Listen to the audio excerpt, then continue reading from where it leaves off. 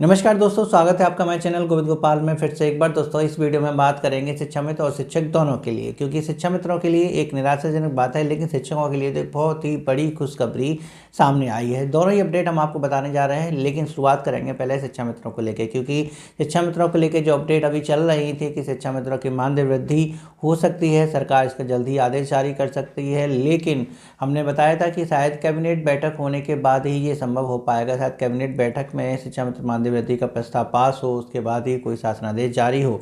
इसके लिए बताया गया था कि 21 जनवरी को ये बैठक हो सकती है। प्रयागराज में आप जान रहे हैं कि महाकुंभ का पर्व चल रहा है, उस दौरान इस कैबिनेट बैठक में ये प्रस्ताव पास हो सकता था। लेकिन अब की अपडेट के अकॉर्डिंग ये समझ में आ रहा है कि अब ये बैठक 21 तारीख को नहीं होगी।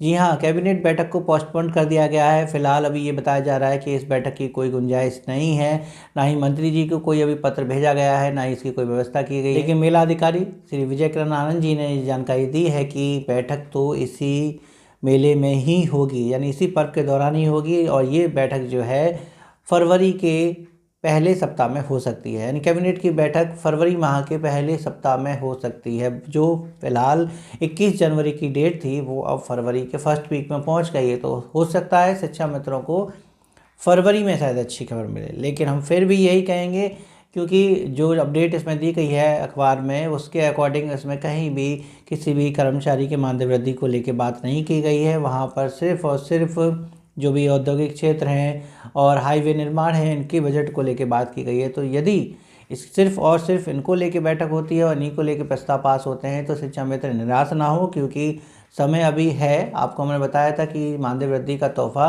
भले ही कभी भी मिले आपको, लेकिन शायद बढ़ा हुआ मानदेय अप्रैल से मिलेगा। तो इसलिए अगर इस कैबिनेट बैठक में कोई आदेश शिक्षा मित्रों के लिए नहीं होता है तो फिर भी शिक्षा मित्रों को निराश होने की आवश्यकता नहीं है। थोड़ा सा इंतजार करना होगा, और शायद इस मेले की भाग दौड़ के बाद फ्री होके माननीय मुख्यमंत्री जी शायद इस संबंध में कोई विचार या कोई आदेश जारी कर दे।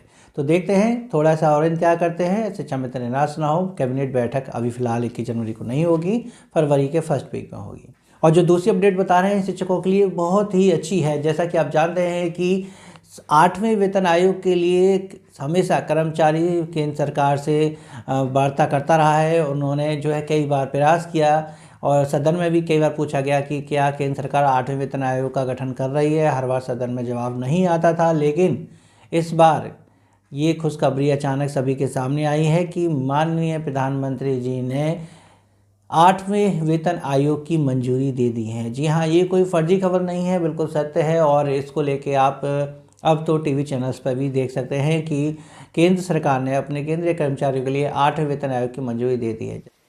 मैं साथियों इसके बाद में आता हूं, जो कैबिनेट में नहीं था फैसला, लेकिन आपकी जानकारी के लिए रखना चाहता हूं। माननीय प्रधानमंत्री जी ने केंद्र सरकार के सभी कर्मचारियों के लिए 8th सेंट्रल पे कमीशन को मंजूरी दे दी। 8th सेंट्रल पे कमीशन आप सब जानते हैं 1947 से अब तक 7 पे कमीशन हुए हैं, और प्रधानमंत्री जी ने एक रेगुलर रिदम के साथ पे कमीशन बनाने का जो एक संकल्प लिया है, उसके हिसाब से 2016 में लास्ट पे कमीशन 7th पे कमीशन स्टार्ट हुआ था। तो 2026 में इसका टर्म कंप्लीट होता है। उससे वेल बिफोर 2025 में 8th पे कमीशन स्टैब्लिश करने से सफिशिएंट टाइम मिलेगा, so that the recommendations can be received well before the completion of the period of 7th पे कमीशन। जैसा कि आप जानते हैं कि 2016 में 7वां वेतन आयोग लगा था, और 10 साल बाद ये वेतन आयोग बैठता है। तो अब 2026 में वेतन आयोग की रिपोर्ट आनी चाहिए, लेकिन इसमें थोड़ा वक्त लगता है, तैयारियां करनी पड़ती हैं। इसलिए उसे 1-2 साल पहले एक कमेटी बनाई जाती है। कमेटी के सदस्य और अध्यक्ष बनाए जाते हैं। वो सारे आंकड़े इकट्ठे करते हैं, वार्ता करते हैं, और उसके बाद एक रिपोर्ट सामने आती है और तय होता है कि अब से सभी कर्मचारियों को कितना वेतन दिया जाना चाहिए। तो 2026 में ये रिपोर्ट सामने आ जाए, इसके लिए 1 साल पहले ही केंद्र सरकार ने अब इसकी मंजूरी दे दी है। 2016 में जब 7वां वेतन आयोग आया था, तब 2 साल पहले ही जो है चयन आयोग बन गया था, चयन आयोग की समिति बन गई थी। तो इस बार थोड़ा सा लेट ज़रूर है, लेकिन उम्मीद है कि शायद समय से ये काम पूरा होगा और 26 में ही 8वां वेतन आयोग लग जाएगा। इसके लगने की क्या प्रक्रिया है वो बाद में पता चलेगा। वैसे बताते हैं कि केवल फिटमेंट फैक्टर को ही बढ़ाकर वेतन का निर्धारण कर दिया जाएगा। फिटमेंट फैक्टर आपका बढ़ सकता है और उसके अकॉर्डिंग जो न्यूनतम सैलरी है, न्यूनतम वेतनमान है वो बढ़ जाएगा, तो सभी की सैलरी इंक्रीज होगी।